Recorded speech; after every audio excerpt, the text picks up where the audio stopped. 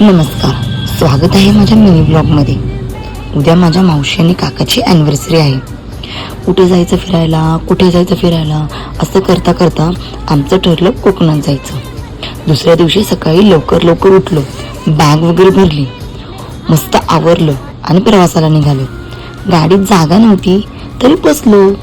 गाडी होती 5 जणांची, बसलो आम्ही 9 जण. कसं बसलो आमचं आम्हालाच माहिती. नंतर थोड्या वेळाने भूक लागली, मस्त नाश्त्यासाठी गाडी थांबली.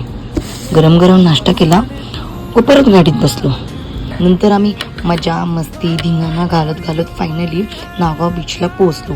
बीचला पोहत्याशनी बापरे किती ते ऊन. ते उन्हाकडं बघायचं सोडून आमचे रील्स फोटोज हे सुरू झालं. त्यानंतर आम्ही चेंज वगैरे करून बीचवर खेळायला गेलो. नंतर मस्त राईड एन्जॉय केली. सगळ्यात भारी तर ती सोफा राईड होती. बापरे किती ती मज्जा.